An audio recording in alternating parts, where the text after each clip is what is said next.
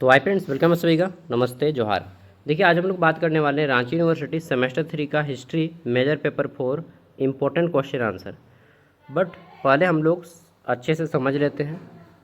देखिए, सेमेस्टर 3 में आपके टोटल जो पेपर होते हैं वह कितने पेपर होते हैं, पहले ये देखिए। एक मेजर पेपर 4 का एग्ज़ाम होगा, ठीक। एगो मेजर पेपर 5, ये आपके 2 ऑनर्स पेपर हो गए। इसके अलावा एक रहेगा माइनर वोकेशनल पेपर, ठीक। 3 गो हो गया। ये तीनों आपका 75 75 75 करके रहता है और 25 25 इंटरनल मार्क्स का, ठीक। यानी कि 100 नंबर 3 गो, हाँ 3 गो हो गया। चौथा पेपर जो रहता है आपका वह रहता है SEC सेक पेपर, ये 75 मार्क्स का। और सेक पेपर सबका पढ़ना है, सेक एलिमेंट्री कंप्यूटर एप्लीकेशन सॉफ्टवेयर। ये पेपर ऑब्जेक्टिव आएगा, ठीक है। सेक पेपर हिंदी इंग्लिश दोनों में आएगा, ऑब्जेक्टिव आएगा 75 मार्क्स का। एक रहेगा MDC पेपर। मैक्सिमम में हम लोगों ने MDC में क्या रखा है, तो जो भी रखें आप, ह्यूमन राइट्स मैक्सिमम ने रखा है। ये भी आएगा आपका 75 मार्क्स का। और एक रहेगा AEC पेपर, ठीक है। आपने जो भी चुना है, हिंदी इंग्लिश या ट्राइबल लैंग्वेज, ठीक। तो ये 50 मार्क्स का रहेगा। AEC पेपर हिंदी इंग्लिश जो भी है। तो कुल मिला के उधर 300 मार्क्स हो गया और इधर आपका 200 मार्क्स, 75 75 150 और ये 50 200, 500 मार्क्स का एग्ज़ाम होगा। टोटल 6 पेपर का एग्ज़ाम होगा, ठीक है। तो पहला पेपर जो है आपका मेजर पेपर 4 ऑनर्स पेपर, इसमें क्या है आपका अर्ली मेडिवल इंडिया, ठीक है। अर्ली मेडिवल इंडिया यानी कि मध्यकालीन भारत का इतिहास, उसमें भी प्रारंभिक मध्यकालीन जो 550 से लेकर के 1200 ईस्वी तक का इतिहास है, वो हम लोग इसमें देखेंगे, ठीक है। इसमें जो पढ़ना है टोटल 5 यूनिट पढ़ने। कौन कौन यूनिट है देखिए। इसमें पहला आ जाता है emergence of new power and age of decentralisation, ठीक। इसमें आप गुप्त साम्राज्य के बारे में पढ़िएगा, ठीक है। हून आक्रमण के बारे में पढ़िएगा। और क्या, तो हर्षवर्धन के बारे में पढ़िएगा, ठीक। और राजपूत के बारे में पढ़िएगा, राजपूतों के उदय के बारे में। फिर आ जाता है यूनिट 2, जिसमें आप पढ़िएगा क्या, तो नॉर्थ वेस्ट इंडिया, जिसमें आपको कश्मीर के बारे में थोड़ा पढ़ना होगा, अरब आक्रमण के बारे में पढ़ना होगा। इसके बाद आपको क्या पढ़ना है, तो इसमें पढ़ना है आपको साउथ वेस्टर्न इंडिया, जिसमें चालुक्य वंश के बारे में पढ़िएगा। उनकी राजनीतिक व्यवस्था कैसी थी, प्रशासनिक व्यवस्था कैसी थी। अभी हम लोग पूरा क्वेश्चन आंसर करेंगे, ठीक। फिर आपको पढ़ना है ये वाला यूनिट 3, ठीक। इसमें क्या है, तो regional power of south Deccan. जो दक्कन का पठार है उसमें कुछ कुछ राजा हुए, जैसे कि राष्ट्रकूट वंश आया, चोल वंश आया, पल्लव वंश आया, पांडे वंश आया। इनके बारे में पढ़ना है, ठीक। इसके बाद आपको इसमें केवल राजा के बारे में ही पढ़ना है और वंश के बारे में। फिर मोहम्मद गजनी और गौरी के बारे में पढ़ना है, मोहम्मद गजनी मोहम्मद गौरी, ठीक। और त्रिपक्षीय संघर्ष। नेक्स्ट आ जाता है यहाँ पे culture of pre medieval India. तो मध्यकालीन भारत में जितने भी कल्चर थे, ठीक, इनके बारे में पढ़ना है। इसमें क्या क्या आएगा कि उस समय में लोग कौन से धर्म को मानते थे, क्या क्या मंदिर बनाए, क्या मस्जिद बनाए, ठीक है, और क्या क्या बनाए थे, इसके बारे में। उस समय में कौन सा भाषा बोलते थे, ठीक है। चलिए, तो सबसे पहले हम लोग short answer type question answer करते हैं, उसके बाद long answer type question answer करेंगे, ठीक है। तो पहला क्वेश्चन है हमारा, गुप्त साम्राज्य के पतन के क्या कारण थे। गुप्त साम्राज्य, इसकी स्थापना श्रीगुप्त ने की थी, ठीक है। ये साम्राज्य भारत में बहुत फेमस है एक तरह से, श्रीगुप्त ने की थी इसकी स्थापना। लेकिन ये ख़त्म कैसे हो गया गुप्त साम्राज्य, बताइए। और इसके सबसे महान राजा थे, आपने नाम सुना होगा, क्या सुना है उसका नाम, श्रीगुप्त और समुद्रगुप्त। समुद्रगुप्त का नाम सुने, जिसको बीना बजाते हुए देखा गया है, ठीक। तो गुप्त साम्राज्य के पतन के प्रमुख कारण है आंतरिक कमजोरी, उत्तराधिकार का विवाद, कौन राजा बनेगा इसका विवाद, प्रांतीय शासकों की स्वायत्तता शामिल थे, ठीक है। यानी कि जितने भी छोटे छोटे राज्य थे वो अपनी स्वतंत्रता चाहते थे। इसके अलावा हून आक्रमण भी हो गया। तो इन सब ने साम्राज्य में काफ़ी नुकसान पहुंचाया और आर्थिक दृष्टि से भी गिरावट आई, जिसके प्रशासन कमज़ोर हुआ और स्थानीय शक्तियाँ जो है उभरने लगी। केंद्र की शक्ति यानी कि जो राजा की शक्ति थी वह कम होते गई। छीन होने का मतलब कम होना, ठीक। और धीरे धीरे गुप्त साम्राज्य का पतन हो गया। तो पहला कारण क्या है गुप्त साम्राज्य के पतन का? आंतरिक कमजोरी। दूसरा है उत्तराधिकार का विवाद। तीसरा है प्रांतीय जो उनके अंडर में आते थे छोटे छोटे राज्य, वो स्वतंत्र रहना चाहते थे। और चौथा लिख दीजिएगा ये हून का आक्रमण, ठीक है, गुप्त साम्राज्य के पतन का। नेक्स्ट, हून के आक्रमण का भारत पर क्या प्रभाव पड़ा? तो पहला तो प्रभाव यही पड़ा कि गुप्त साम्राज्य का शासन समाप्त होने लगा। इसके अलावा और क्या क्या पड़ा सुनिए, जानते हैं। जब हून लोग भारत में आक्रमण किया, ठीक है, तो हून के आक्रमण ने भारत की राजनीतिक स्थिरता को कमज़ोर कर दिया। उन्होंने उत्तर पश्चिम भारत में भारी विनाश और क्या की? लूटपाट की, ठीक है। उत्तर पश्चिम भारत, जैसे कि सपोज दैट ये हमारा भारत है, ठीक, this is our Bharat, not exactly Bharat, ये मैंने क्या बना दिया। तो ये पूरब है, ये पश्चिम है, ये उत्तर है। ये जो एरिया आता है उत्तर पश्चिम, ठीक है। तो ये बोल रहा है कि उत्तर पश्चिम का एरिया में खूब लूटपाट मचाया, विनाश किया, ठीक। इससे क्या हुआ? गुप्त साम्राज्य का पतन तेज हो गया और कई क्षेत्रीय शक्तियाँ उभर कर सामने आ गई। सामाजिक और आर्थिक जीवन पर भी इसका प्रभाव नेगेटिव रूप में पड़ता है, ठीक है। तो हून लोग विदेश से आके भारत में आक्रमण किया। एक तरह से ये भी लोग अंग्रेज का सिस्टम चलाए थे, ठीक है। अगला जाता है हर्षवर्धन के शासनकाल में राज्य, समाज और संस्कृति का वर्णन करना है। हर्षवर्धन, ठीक, इन्होंने ही कहा जाता है कि हर्षवर्धन ने भारत में कुंभ मेला का आयोजन शुरुआत किया, ठीक है। हर्षवर्धन के शासनकाल में राज्य, समाज और संस्कृति का वर्णन कीजिए। Describe the state, society and culture during Harsh period. तो देखिए, हर्ष के काल में राजनीतिक एकता स्थापित हुई, प्रशासन सुचारू था और राजा जनता के हित में कार्य करता था। समाज में धार्मिक सहिष्णुता थी और बौद्ध धर्म को संरक्षण मिला, ठीक है। कौन सा धर्म? बौद्ध धर्म को हर्षवर्धन ने संरक्षित किया, सुरक्षा दिया और बढ़ावा भी दिया। संस्कृति के क्षेत्र में कला, साहित्य और शिक्षा का विकास हुआ और नालंदा विश्वविद्यालय क्या था? इस समय काफ़ी ज़्यादा प्रसिद्ध था। अच्छा, नालंदा विश्वविद्यालय में किसकी पढ़ाई होती थी भैया? तो वहाँ पे बौद्ध धर्म की शिक्षाओं को दिया जाता था, ठीक है, गौतम बुद्ध की शिक्षाओं को दिया जाता था। इसके अलावा भी बहुत सारी चीज़ें होती थी, बट विशेष रूप से बौद्ध शिक्षाओं के प्रदान के लिए नालंदा विश्वविद्यालय फेमस था। इसको कुमारगुप्त प्रथम ने बनाया था, ठीक है। ये बिहार में स्थित है वर्तमान में, और अभी भी नालंदा विश्वविद्यालय चलता है, लेकिन ये ओपन यूनिवर्सिटी हो गया है। नेक्स्ट, राजपूतों की उत्पत्ति के विभिन्न सिद्धांत का वर्णन करें। Explain the various theories of the origin of Rajput, ठीक है। तो राजपूत की उत्पत्ति के विभिन्न सिद्धांत कौन कौन से हैं? देखिए, यहाँ पे बताना है कि राजपूत की उत्पत्ति के बारे में कई सिद्धांत हैं, ठीक है। अग्निकुल सिद्धांत, जिसमें उन्हें अग्नि से उत्पन्न बताया गया है कि राजपूत जो है अग्नि से उत्पन्न हुए हैं।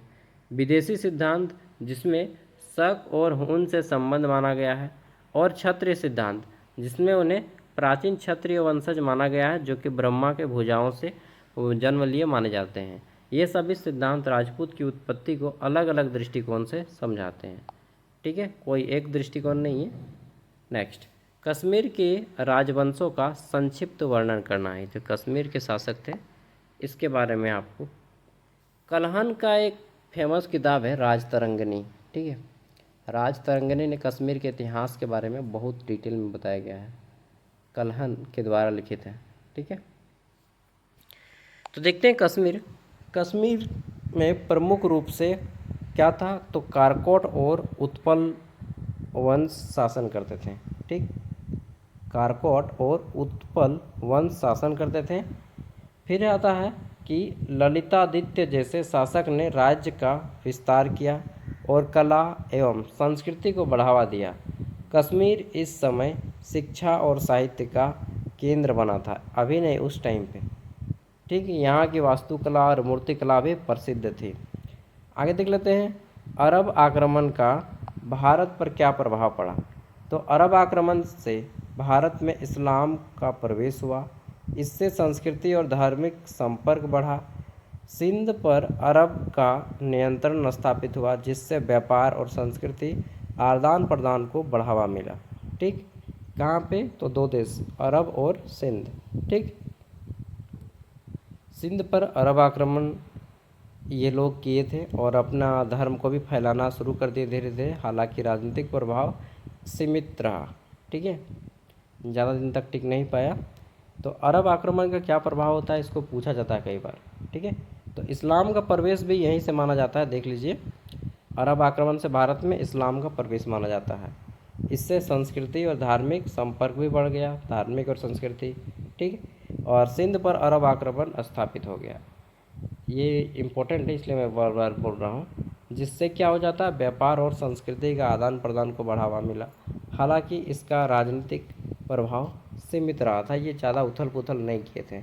इसलिए भारत में क्या होगा, भाईचारे की तरह रहना शुरू कर दिए और अभी भी रह रहे भाई की तरह। ठीक है, कोई दिक्कत नहीं जी। नेक्स्ट, प्रतिहार वंश के राजनीतिक और सांस्कृतिक योगदान का वर्णन करें। आगे देख लेते हैं, प्रतिहार वंश के राजनीतिक और सांस्कृतिक योगदान का वर्णन करें। तो देखिए, प्रतिहार वंश में एक बहुत प्रसिद्ध राजा थे, गुज्जर प्रतिहार। नाम सुने हैं, नहीं सुने? प्रतिहार वंश ने उत्तर भारत में राजनीतिक स्थिरता स्थापित की और अरब आक्रमण को रोका। अरब जो आक्रमण करने वाले थे उन सबको रोकते थे। और सांस्कृतिक क्षेत्र में उन्होंने कला का विकास किया, वास्तुकला का विकास किया और साहित्य को विकसित किया। कन्नौज उनका प्रमुख केंद्र था, जो उस समय शिक्षा और संस्कृति का केंद्र बन गया था। ठीक है, कहाँ पे, कन्नौज। नेक्स्ट, चालुक्य वंश की प्रमुख उपलब्धियाँ क्या थीं। चालुक्य, देखिए, चालुक्य वंश ने ये साउथ इंडिया में शासन करते थे। कहाँ पे, दक्षिण भारत में। ये राजनीतिक शक्ति स्थापित की। ठीक है, और उन्होंने कला, वास्तुकला और संस्कृति तीनों लिख सकते हैं में महत्वपूर्ण योगदान दिया। जैसे कि बादामी का मंदिर जो है, ठीक, वो बनाए। प्रशासनिक व्यवस्था भी अच्छी की और उनके काल में व्यापार और संस्कृति का भी काफ़ी ज़्यादा विकास होता है चालुक्य के शासनकाल में। नेक्स्ट आता है राष्ट्रकूट वंश। ठीक है, तो राष्ट्रकूट वंश की विदेश नीति और सांस्कृतिक योगदान का वर्णन करना है इसमें। तो देखिए, राष्ट्रकूट वंश जो है विदेश नीति आक्रामक थी। आक्रामक कहने का अर्थ है कि विदेश नीति चाहते थे, लेकिन पूरा उसमें मारधाड़ होता था। ठीक है, तो आक्रामक थी। उन्होंने उत्तर भारत तक अपने प्रभाव का विस्तार किया। ये दक्षिण भारत के थे राष्ट्रकूट, लेकिन नॉर्थ इंडिया तक ये फैल गए थे। सांस्कृतिक क्षेत्र में उन्होंने कला, वास्तुकला और धर्म को बढ़ावा दिया। एलोरा की गुफाएं महान उपलब्धि। ठीक, ये राष्ट्रकूट वंश का ही देन है। एलोरा और अजंता की जो गुफाएं हैं महाराष्ट्र में, औरंगाबाद में, ये सब राष्ट्रकूट वंश का देन है। ठीक है, आगे देख लेते हैं नेक्स्ट क्वेश्चन। क्वेश्चन नंबर 10, इसमें पूछा गया चोल साम्राज्य की प्रशासनिक व्यवस्था का वर्णन करें। तो जो चोल साम्राज्य, ठीक, ये भी आपका दक्षिण भारत का है। उन्होंने स्थानीय शासन को बढ़ावा दिया। ठीक, और ग्राम सभाएं, पूर्व यह सभा प्रशासन की मुख्य आधार थी। राजस्व व्यवस्था सुव्यवस्थित थी और सेना मजबूत थी। उनके शासन में व्यापार और सेना विकसित हुई। अब आगे देख लेते हैं यहाँ पे short answer type question answer. Next, ये सब आपकी बेसिक कॉन्सेप्ट बैठाने के लिए है। अगला क्वेश्चन है, पल्लव साम्राज्य की कला और वास्तुकला का वर्णन करें। पल्लव, ठीक है, देखिए, पल्लव साम्राज्य भी ये दक्षिण भारत के ही थे। दक्षिण भारत के जितने भी राजा हैं सबको याद कर लीजिएगा, साम्राज्य को। पल्लव काल में दक्षिण भारतीय वास्तुकला का उत्कर्ष हुआ। महाबलीपुरम के शैल मंदिर, ठीक है, रॉक कट टेम्पल जो है इन्हीं के द्वारा बनाया गया है, और रथ मंदिर उनकी प्रमुख उपलब्धियां हैं। कांचीपुरम में बने मंदिर द्रविड़ शैली के उत्कृष्ट। पल्लवों ने धर्म और कला को संरक्षित देकर दक्षिण भारत को एक महत्वपूर्ण सांस्कृतिक केंद्र बनाया। ठीक है, अब पांड्य के बारे में आ जाइए, फिर त्रिपक्षीय संघर्ष के बारे में जानेंगे। ठीक है, उसके बाद मोहम्मद गौरी गजनवी। तो पांड्य साम्राज्य की कला और वास्तुकला की विशेषता बताइए जी। तो देखिए, पांड्य एक काल है, पांड्य काल में मंदिर का निर्माण, कला का विकास हुआ, काफ़ी ज़्यादा मंदिर का निर्माण हुआ और कला का भी विकास हुआ। उनकी वास्तुकला में उच्च गोपुरम, ठीक है, टावर, गेटवे प्रमुख विशेषता थी। मदुरै के मीनाक्षी मंदिर जो है, ठीक, मदुरै का मीनाक्षी मंदिर जैसे भव्य मंदिर इसी परंपरा का उदाहरण है। मूर्तिकला में धार्मिक विषय सुंदर चित्र मिलता है और इस क्या है कि कला और धर्म का घनिष्ठ संबंध था। ओके, मैं थक गया हूँ, मुझे ना नींद भी आ रहा है, लेकिन आप लोग का क्लास लूँगा उसके बाद नींद लूँगा। चलिए आगे देख लेते हैं। त्रिपक्षीय संघर्ष क्या है? तो देखिए, तीन पक्षों का बीच आपस में झगड़ा हो जाता है, इसको त्रिपक्षीय संघर्ष कहते हैं। ठीक है, तो दक्षिण भारत के तीन राजा आपस में लड़ मरते हैं। त्रिपक्षीय संघर्ष कन्नौज पर अधिकार के लिए, देखिए एक जगह है कन्नौज, यहाँ का शासन किसके हाथ में जाएगा, इसको लेकर लड़ाई हुआ। कन्नौज, हाँ कन्नौज, इसमें प्रतिहार वंश, पाल वंश, ठीक, राष्ट्रकूट वंश, ये तीनों जो है प्रतिहार, पाल और राष्ट्रकूट वंश, ये तीनों क्या है, तो कन्नौज को कौन जीतेगा इसके लिए आपस में लड़ रहे थे ये लोग। ठीक है, नेक्स्ट। और इस संघर्ष ने उत्तर भारत में राजनीतिक अस्थिरता उत्पन्न की और क्षेत्रीय शक्ति को मजबूत किया। अब आ जाता है मोहम्मद गजनी और उसके बाद मोहम्मद गौरी। देखिए, गजनी जो है वो आमिर खान वाला गजनी नहीं है, ठीक है। महमूद गजनी ने भारत पर कई बार आक्रमण किया, जिससे मंदिर नगर को भारी नुकसान पहुंचा था। ठीक, उसने सोमनाथ मंदिर को लूटा, और सोमनाथ का मंदिर कहाँ है, गुजरात में, 1025 ईस्वी में लूटा था। ठीक, इन आक्रमण से भारत की आर्थिक संपत्ति का ह्रास हुआ और क्या हुआ, तो राजनीतिक अस्थिरता की, कहाँ ले रही है, मतलब यार मुझे गजब का नींद आता है। उसने सोमनाथ मंदिर को लूटा और इन आक्रमण से भारत की आर्थिक संपत्ति जो है विदेश चली गई। आपने नाम सुना है, कोहिनूर हीरा भी उठा के ले गया है इन लोग। तो 1025 में गुजरात के सोमनाथ मंदिर को लूटा था। नेक्स्ट, अगला जाता है मोहम्मद गौरी। अच्छा, ये ना बहुत बार भारत को लूटा है यार, 15-16 बार। मोहम्मद गौरी, ये देखिए यहाँ से गुलाम वंश की थोड़ी थोड़ी शुरुआत होती है। मोहम्मद गौरी के, ठीक है, मोहम्मद गौरी के आक्रमण ने भारत में मुस्लिम शासन की नींव रखी है। उसने तराइन के युद्ध में पृथ्वीराज चौहान को हराया। ठीक, तराइन का प्रथम युद्ध होता है 1191 और तराइन का दूसरा युद्ध होता है 1192। तराइन का जो युद्ध होता है इसमें पृथ्वीराज चौहान, ठीक है, प्रथम युद्ध में जीतते हैं। 1191 में पृथ्वीराज चौहान तराइन का प्रथम युद्ध जीत लेते हैं और उसको इच्छा मृत्यु या जीवन दान देते हैं। फिर 1192 में अटैक होता है और उसको मार दिया जाता है, किसको, पृथ्वीराज चौहान को।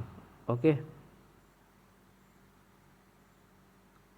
नेक्स्ट आगे देख लेते हैं। अगला जाता है पूर्व मध्यकालीन भारत में समाज और धर्म की स्थिति का वर्णन करें। पूर्व मध्यकाल में कैसा समाज था, कैसा धर्म था? तो इस काल में समाज वर्ण व्यवस्था पर आधारित था, यानी कि ब्राह्मण, क्षत्रिय, वैश्य, शूद्र, जो जिसमें जन्म लिया वही काम करेगा। ठीक, इसके अलावा देखिए यहाँ पे है हमारा कि जाति व्यवस्था कठोर हो गई थी। धर्म के क्षेत्र में हिंदू, ठीक, बौद्ध, ठीक, हिंदू धर्म, बौद्ध धर्म और जैन धर्म का प्रभाव बढ़ा। धार्मिक सहिष्णुता भी देखी जाती थी और मंदिर, मठ, इन सब में लोग जाते थे। ठीक, और यहीं से धीरे धीरे इस्लाम धर्म का भी शुरुआत हो जाता है। आगे देख लेते हैं, पूर्व मध्यकालीन भारत की स्थापत्य कला का वर्णन करना है। तो इस समय जो है नागर शैली, द्रविड़ शैली का विकास हुआ। नागर शैली में जो मंदिर बनते हैं वो उत्तर भारत में बनते हैं और द्रविड़ शैली में जो मंदिर बनते हैं वो दक्षिण भारत में बनते हैं, और दोनों का मिक्स फॉर्मेट आता है जिसको बेसर शैली बोलते हैं। दोनों का मिक्स होता है, नागर और द्रविड़ दोनों शैली का मिक्स। ओके, चलिए आगे बढ़ते हैं। नेक्स्ट अगला जाता है, अच्छा यहाँ पे देख लीजिए कुछ कुछ उदाहरण है, जैसे कि खजुराहो का मंदिर, कोणार्क मंदिर, दक्षिण के मंदिर इसके उदाहरण हैं। किसके? तो द्रविड़ शैली के। जबकि उत्तर भारत के जितने भी मंदिर बनते हैं वो सब आपके नागर शैली के उदाहरण हैं।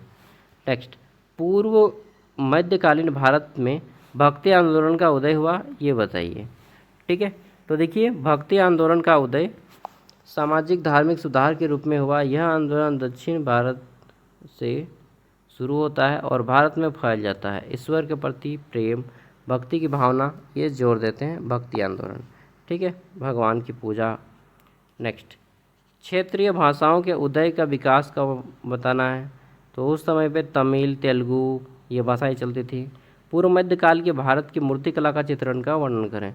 तो मूर्तिकला में धार्मिक देवी देवताओं को पूजा जाता था। और कन्नौज का प्रारंभिक मध्यकालीन भारत में क्या महत्व था, ये पूछा गया है। नेक्स्ट है आपका चौहान जिसको बोलते हैं, वंश की प्रमुख उपलब्धियां बताइए। ठीक, परमार वंश का सांस्कृतिक योगदान क्या है, ये बताइए। सोन वंश का बंगाल में क्या योगदान रहा। राष्ट्रकूट की कला और वास्तुकला की विशेषता पूछा गया है। नेक्स्ट है आपका चोल साम्राज्य की कला और वास्तुकला की विशेषता। एकदम छोटा छोटा है ताकि आपको याद हो जाए, बस 2-2 लाइन लिखें, उसके बाद वेरी लॉन्ग आंसर टाइप आएगा। पल्लव और चोल वास्तुकला में क्या अंतर है, ये पूछिए। ठीक, पूर्व मध्यकालीन भारत में व्यापार और अर्थव्यवस्था कैसे विकसित होगा, ये है जानना। ठीक है, चलिए अब मैं यहाँ से आपको very long answer type question answer दिखा देता हूँ। और जो लोग ज्ञान सागर ऐप इंस्टॉल नहीं किए हैं, इंस्टॉल कर लीजिएगा, वहाँ पे आपको सारा नोट्स मिल जाएगा। मैं थोड़ा सा दिखा देता हूँ, उसके बाद वेरी लॉन्ग आंसर टाइप में जाऊँगा। देखिए ये है ज्ञान सागर ऐप, इसका लिंक आपको वीडियो का डिस्क्रिप्शन में मिल जाएगा। ठीक, या प्ले स्टोर में भी सर्च करेंगे तो ये मिल जाएगा। इसको इंस्टॉल कर लीजिएगा हर कोई। ठीक है, इंस्टॉल करने के बाद आपका इस तरह से खुलेगा, जौहार झारखंड पढ़ो अपने हक के लिए लड़ो, बिरसा मुंडा का फोटो आएगा और खुल जाएगा। यहाँ पे क्या करना है आपको, यहाँ पे फ़ोन नंबर देना है। अच्छा, फ़ोन नंबर दीजिएगा नहीं, पहले क्रिएट एन अकाउंट पे क्लिक करना होगा। क्रिएट एन अकाउंट नीचे में क्लिक करेंगे, यहाँ पे आपको अपना फ़ोन नंबर फुल नेम देना है। ठीक, फ़ोन नंबर दे दिए और फुल दे देंगे ना, तो अरे यार मैं सोने लगता हूँ। उसके बाद यहाँ पे क्या आएगा, तो OTP आएगा। Full name, phone number, create an account पे क्लिक करेंगे, OTP आएगा, आपका ऐप ओपन हो जाएगा। फिर यहाँ पे क्या होगा कि आपका ये ऑल कोर्स पे आ जाएंगे। यहाँ से आप अपना रांची यूनिवर्सिटी का कोर्स ले लीजिएगा, 60 रुपया पेमेंट कीजिएगा, खुल जाएगा। स्कैनर का भी ऑप्शन है, जो लोग फ़ोन पे नहीं चलाते हैं किसी को स्कैन करने बोलिएगा, स्कैनर से ये ऐप आपका खुल जाएगा इस तरह से। फिर आपको जो भी सेमेस्टर 3 का क्लिक कीजिए, जो भी देखना है देख सकते हैं। सेमेस्टर 5, 6 तक अभी अपलोड है। Okay, long answer type question answer यहाँ से शुरू हो जाता है। गुप्त साम्राज्य के पतन के क्या क्या कारण थे, ये पूछा गया है। इसमें सबसे पहले प्रस्तावना है, प्रेम्बल, परिचय। ठीक है, देखिए गुप्त साम्राज्य को जो है ना भारत इतिहास का स्वर्णिम युग कहा जाता है, गोल्डन पीरियड, क्योंकि इस काल में भारत में इतिहास में बहुत ज़्यादा तरक्की किया था। गुप्त काल के समय में ही ये आर्यभट्ट महान गणितज्ञ थे। ठीक, वो जन्म लिए, ब्राह्ममिहिर जन्म लिए और महर्षि चरक जन्म लिए और हरिसेन जैसे कवि जन्म लिए। हरिसेन के प्रयाग प्रशस्ति, समुद्रगुप्त। इसके अलावा गुप्त काल में क्या होता है कि बहुत ज़्यादा मंदिर मस्जिद ये सब बनवाए जाते हैं, मस्जिद नहीं मंदिर बनवाए जाते हैं और वास्तुकला का भी विकास होता है। ठीक, भारत विज्ञान संस्कृति इन सब में तरक्की करता है, इस कारण भारतीय इतिहास का स्वर्णिम युग कहा जाता है गुप्त काल को। दूसरा क्वेश्चन है आपका, हुन के आक्रमण और उसके प्रभाव का विस्तार से वर्णन करें। भारत में हुन आक्रमण से क्या होता है कि गुप्त साम्राज्य कमज़ोर पड़ जाती है और धीरे धीरे भंग का कारण बन जाता है। यहाँ पे सब कुछ विस्तार से बताया गया है। हर्षवर्धन के काल में राज्य समाज और संस्कृति का वर्णन करना है कि वो किस तरह से चलाते थे।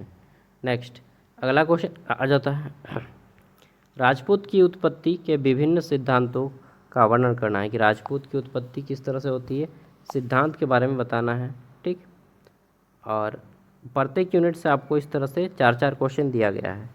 ठीक है, अब यूनिट 2 से आ जाता है। अच्छा, 15 मार्क्स वाले जो क्वेश्चन है इसका आंसर 2 खड़ा पन्ना में कीजिएगा। एक खड़ा पन्ना में 2 पेज होते हैं, इस साइड भी और इस साइड भी, और 2 खड़ा पन्ना में मतलब 4 पेज, 4 पेज में आंसर करना है। क्वेश्चन है हमारा, उत्तर पश्चिम भारत में कश्मीर के राजवंश तथा अरब आक्रमण का विस्तार से वर्णन करें।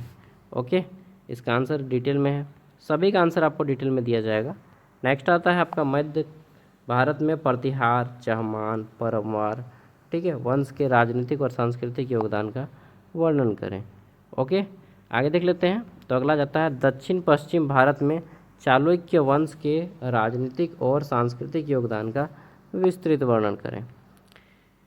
नेक्स्ट अगला देख लेते हैं क्वेश्चन नंबर 4। तो यहाँ पे पूछा गया है उत्तर पूर्व भारत में पल्लव और सेन वंश के राजनीतिक एवं सांस्कृतिक योगदान का वर्णन करें। और लॉन्ग आंसर टाइप में आपको आंसर करना है। यहाँ पे किसी किसी में शॉर्ट आंसर दिया गया है, बट आपको खुद से और डिटेल में आंसर करना है। फिर राष्ट्रकूट वंश के बारे में पूछा गया है कि उनकी विदेश नीति, धर्म, कला, वास्तुकला, इसके बारे में बताइए। ठीक है, तो आप बता दीजिएगा। नेक्स्ट चोल साम्राज्य की प्रशासनिक व्यवस्था, कला, वास्तुकला के बारे में बताइए। इतना क्वेश्चन कीजिए ना, आपका एग्जाम में क्वेश्चन नहीं छूटेगा। नेक्स्ट आता है पल्लव साम्राज्य की कला और वास्तुकला का वर्णन करें। ठीक है, ये सब दक्षिण भारत के साम्राज्य के बारे में पढ़िएगा। फिर पांडव साम्राज्य की है, वही एक ही चीज़ पूछेगा, कला, वास्तुकला और प्रशासन। ठीक है, तीन ही बस ये टॉपिक है, कला, वास्तुकला, प्रशासन। त्रिपक्षीय जो संघर्ष था कन्नौज के लिए, 3 गो दक्षिण भारत के राजाएं आपस में लड़ मरे थे, इसके बारे में बताइएगा। ठीक है, और अंत में विजय किनका होता है ये भी यहाँ पे पढ़िएगा। महमूद गजनी ने 17 बार भारत में आक्रमण किया। ठीक, तो इन्होंने जो 1025 में 16वें बार में इस पे आक्रमण किया, सोमनाथ मंदिर में, गुजरात में। ठीक, उसके बाद 17 में रास्ता में ही मर जाता है। आगे देख लेते हैं। नेक्स्ट मोहम्मद गौरी के आक्रमण और उनके प्रभाव का वर्णन करें। तो गौरी और गजनी दोनों को पढ़ना है। उसके बाद यहाँ पे यूनिट 5 आता है कि पूर्व मध्यकालीन भारत में समाज और धर्म की स्थिति का वर्णन करें। ठीक है, और ये सारा है, अब तो वहाँ पे अपलोड है, सारा PDF अपलोड है। एसी पेपर जो आपका सैक पेपर है, एसी पेपर का PYQ भी अपलोड है, MDC पेपर का भी PYQ विद सॉल्यूशन के साथ अपलोड है। सब कुछ है आप में। एक बार पेमेंट करेंगे 4 साल तक जितना भी कोर्स है वो सब फ्री हो जाएगा, सब सेमेस्टर, ऑल सेमेस्टर सिर्फ 60 रुपये में। ठीक है, एक बार पेमेंट कीजिएगा ना तो 4 का भी, 5 का भी, 6, 7, 8 सब मिल जाएगा। अंतिम क्वेश्चन है पूर्व मध्यकालीन भारत में क्षेत्रीय भाषाओं के उदय किस तरह से होता है, ये आपको बताना है। थैंक यू दोस्तों, बाय, जोहार। मुझे भी नींद आ रहा है यार बहुत ज़ोर से।